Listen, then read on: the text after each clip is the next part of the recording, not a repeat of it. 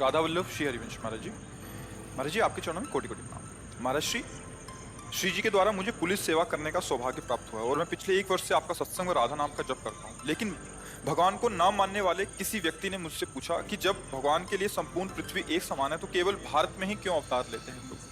संपूर्ण सृष्टि की रचना करके समूहम सर्वभूतेषु, सबके अंदर विराजमान, लेकिन भक्तों के हृदय में क्यों प्रकाशित हो जाते हैं? सबके हृदय में क्यों नहीं प्रकाशित होते हैं? तो सबके सकल जीव जन दीन दुखारी, सबके हृदय में भगवान है। सबके हृदय अछत अविकारी, सकल जीव जग दीन दुखारी, वर्णन आया ना। लेकिन भक्तों के हृदय में भगवान प्रकाशित होते क्यों? क्योंकि उन्होंने अपने हृदय को भक्ति के द्वारा मार्जन करके, अविद्या का नाश करके भगवान को प्रकाशित कर लिया। ऐसे इसीलिए भगवान यहाँ उतार लेते हैं। जैसे भक्त का हृदय संपूर्ण दोषों से रहित होकर भगवदाकार होता है तो भगवान प्रकाशित हो जाते हैं। ऐसे इस भूमि में ब्रह्म ऋषियों का प्रताप, महाभागवतों का प्रताप, जगत पिता को पुत्र बनाकर अपने घर में अवतरित कराने की सामर्थ्य जिस महान भक्ति में, ऐसे महान भक्त जो उस ब्रह्म को अपने मैं में स्थित कर एकाकार है, मैं ब्रह्म हूं, ऐसे ब्रह्म ऋषियों की ये भूमि है। इसलिए भारत पे अवतार लेते हैं। जहाँ गंगा और यमुना, सती और यतियों की धूम मची है वो भारत भूमि है, व्यभिचारियों की भूमि नहीं है। कि चाहे जैसा भोजन करो और चाहे जैसा व्यभिचार करो तो तुम्हारे अंदर अविद्या प्रकाशित होगी, भगवान प्रकाशित नहीं होंगे। अन्य सब देश प्रांतों में देख लीजिए क्या हो रहा है और उसी का अनुकरण आज हमारा भारत कर रहा है। तो अब किस दुर्दशा को प्राप्त होता है? संस्कार है वो हमारे देशवासियों को भ्रष्ट कर रहा है। हमारा देश इसीलिए महान है, ये सतियों का देश है, यतियों का देश है। ये परम पावन गंगा यमुना का कहाँ की नदी ऐसी है जिसको भगवत भाव से देखा जाए, जिसके आचमन अवगाहन मात्र से समस्त पाप नष्ट हो जाए? कहाँ की रज ऐसी है जहाँ की स्पर्श की याचना बड़े बड़े ब्रह्म ऋषि करते हैं? ये वृंदावन धाम, अवध धाम, काशी धाम, द्वारिका, एक कैसे महान मान है कहीं? भारत भूमि ऋषियों की भूमि है, यतियों की भूमि है, महाभागवतों की भूमि। इसलिए भगवान यहाँ होता है।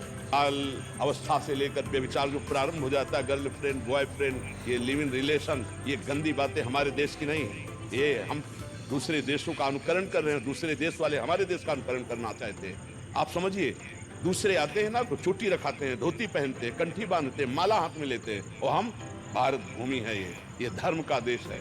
ऐसा नहीं है कि यहाँ क्यों भगवान अवतार लेते हैं, वो तो उनकी नास्तिकता देख रही। तुम्हें खुला नहीं दिखाई दे रही? यहाँ की भूमि का अपने पातिव्रत धर्म से यमराज की भी बुद्धि को चकरा दिया। ऐसी सतिया अपने पातिव्रत धर्म से ब्रह्मा विष्णु महेश को 6-6 महीने का बालक बना दिया। ऐसी सतिया अपने यति धर्म से ब्रह्माकार वृत्ति, भगवदाकार वृत्ति, ये कहाँ मिलेगी आपको? स्वर्ग और नर्क से ज्यादा कहीं वर्णन नहीं है बाहर, तो स्वर्ग और नर्क से ज्यादा नहीं है। जीवन मुक्त अवस्था, भगवान को अधीन करने वाला प्रेम, ये भारत भूमि में विराजमान। इसलिए भगवान यहाँ अवतार लेते हैं। सर्वत्र समूहम सर्वभूतेषु, उस कोई ऐसा कण नहीं जिसमें हमारे भगवान में विराजमान हो। चाहे साधारण नहीं है, ये कर्म क्षेत्र है, ये महान धर्म क्षेत्र है, ये प्रेम क्षेत्र है, ये ज्ञान क्षेत्र है। ऐसा कहीं आपको त्रिभुवन में नहीं मिलेगा, ब्रह्मलोक में भी ऐसा नहीं मिलेगा। जो महाभागवत जन ब्रह्म प्राप्त महापुरुष है उनको ब्रह्मा भी नमस्कार करते हैं। ये वो देश है, आप समझ पा रहे हो? हाँ, ऐसे कभी अपने देश को इस भाव में न देखे। नास्तिक लोग कहते हैं, हाँ, नाम को उनसे परिचय नहीं है, क्योंकि यहाँ जो आएगा वो नास्तिक तो आएगा नहीं, भगवान का कृपा पात्र आएगा। ऐसा नहीं। हमारे भगवान व्यास देव जी ने महाभारत में लिखा है, भारत देश में जन्म होना महान शुभ और भाग्य का प्रतीक है। मानव देह प्राप्त करके मोक्ष पदवी प्राप्त करना, प्रेम प्राप्त करना, ये यही लक्ष्य है, बाहर लक्ष्य नहीं है। बाहर तो बाहरी हवा में आ चुके हैं, उनके वेशभूषा बदल गई, उनके आचरण बदल गए हैं ना।